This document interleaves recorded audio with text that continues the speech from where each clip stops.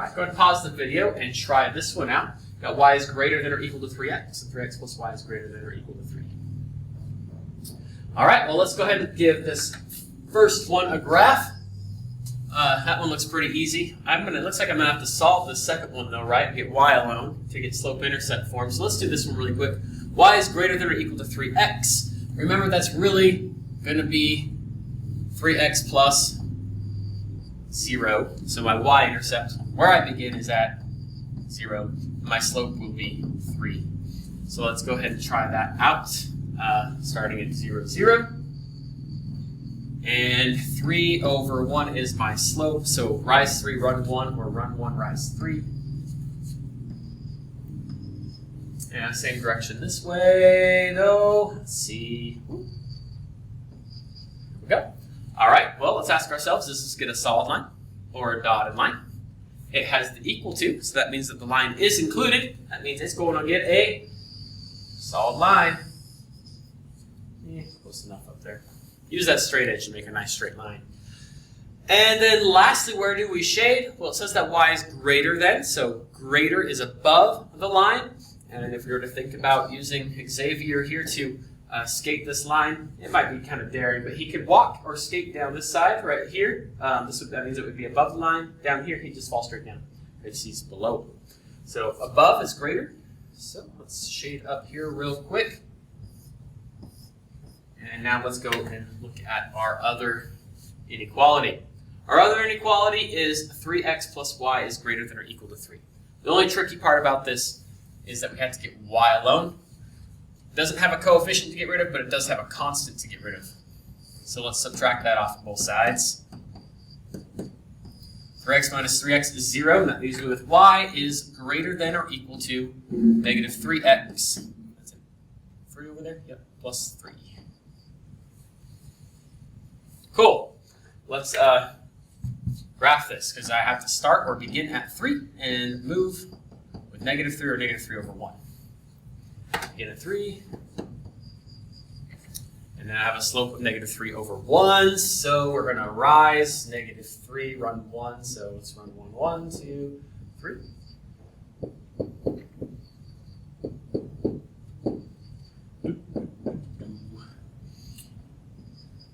And so on and so forth.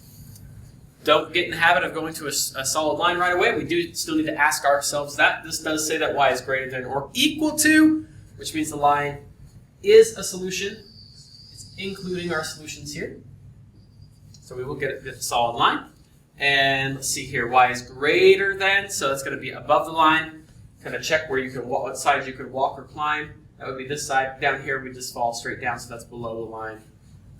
So shade above. And it looks like, I'm going to go ahead and really highlight it this time. We can kind of tell, it says, where are the solutions? Well, it looks like the solutions are where they're overlapping. And that's right in this area right here. What about on the line? Could we be on this line and be a solution right here? Yes, because it's included. What about on this line right here? Yep. Sure. What about where they're intersecting? I can't tell where they're intersecting really well, but even where they're intersecting, it would be a solution because they're both solid lines. I'm not going to try to guess that point for a solution, though. So let's go and talk about some solutions. Let's see here. You could pause the video and try to pick 3 solutions there. All right. I'm going to go with 0, 10. I like that point. What else? What about, I'm going to go 1, 9. I like that point, too. What about 0, 100? 0, 100. Anything basically above 0, 3 would be, if it's on the y-axis, would be a solution. So 0, 100 would work as well. I like it. What about 3 non-solutions? Well, anywhere not in that area would be a non-solution. So let's go with this point right here. 0, -4. What about, I don't know, 10, 10? That would work. And then what about -10, 0? I like all those points. Those are not solutions to this system.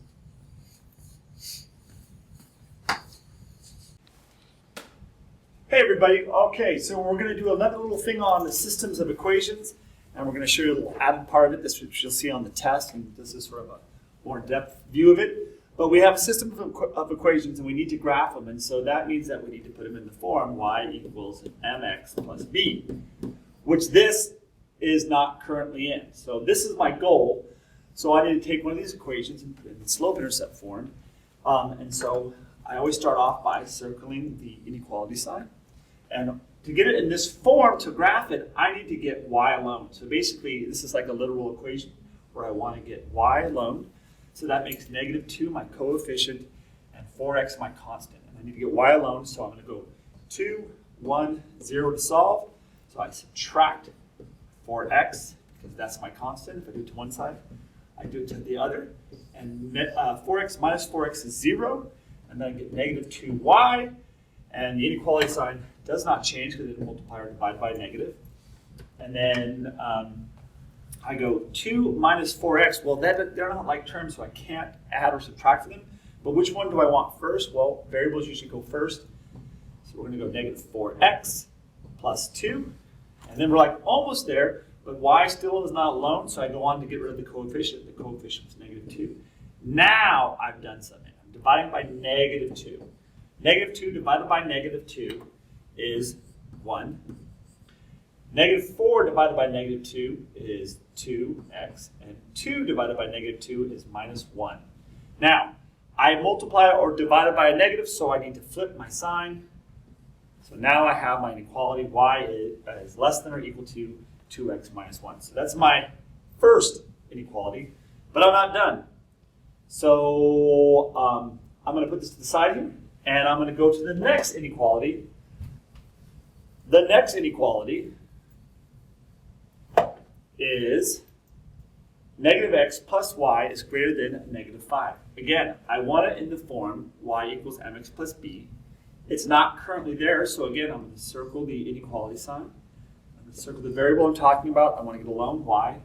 The coefficient in this case is just plus. There's probably a 1 there, but I don't need to do anything with that. And then I have a constant of -x. So to get y alone, I'm going to add x. If I do it to one side, I have to do it to the other side. X minus -x plus x is 0. I can bring down the y. I'm not going to put down the 1 because it doesn't need to be there. Again, these aren't like terms, but I want to put the x first. So I'm going to have x minus 5. And the sign doesn't change because I didn't multiply or divide by a negative. So now I have my second system of equations. And so I'm going to take this one back up there and get rid of everything else just to give us some room to work. And I'm sorry about that.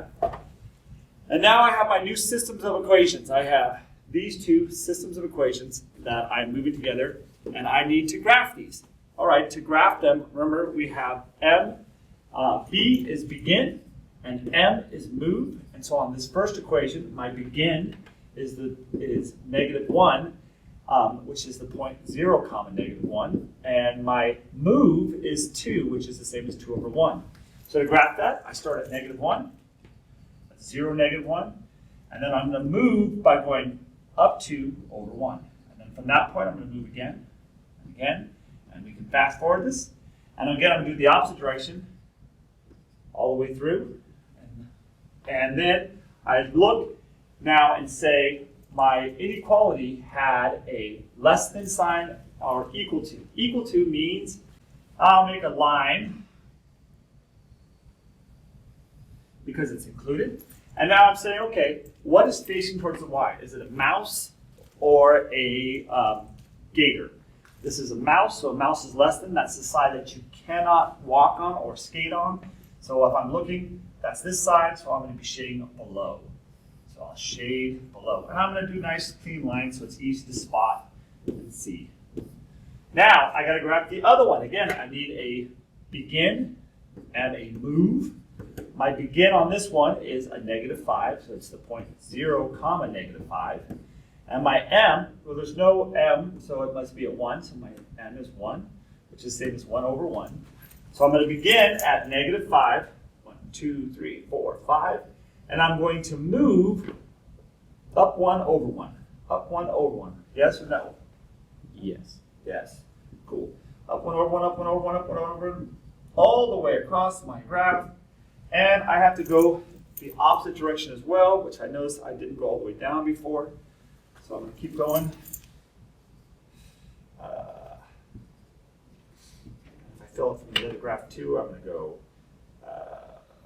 boom there, and that line's like that. And these fill that all the way out. And now on my red line, I have a look at the inequality sign, and it is not included. So this is going to be a dotted line because the line is not part of the answer. It's just the boundary. And then I look at it and say, does y have a mouse or a gator facing towards it? And it's definitely a gator. A gator is greater. So we're shading above, the side you can skate. And so this kind of looks messy. Well, what we need to realize then is the actual place that is the answer for this is in the middle section. So this area right here, everything in here is the solution. This is where they both shade. So that's what we're going to key in on. So then that takes the second part of this question, which is we've graphed inequality, and you're going to find this on the test.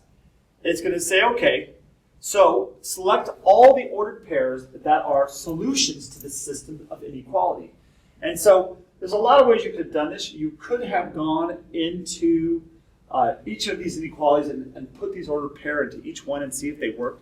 But you'd be doing it to two equations, to two equations, to two equations. So 1, 2, 3, 4, 5, 6 times 2. That's 12 times you're doing the problem. That's a lot of work.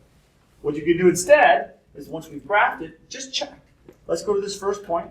Point -4, 0. At -4, 0, that's a point right there. Is that a solution to this system?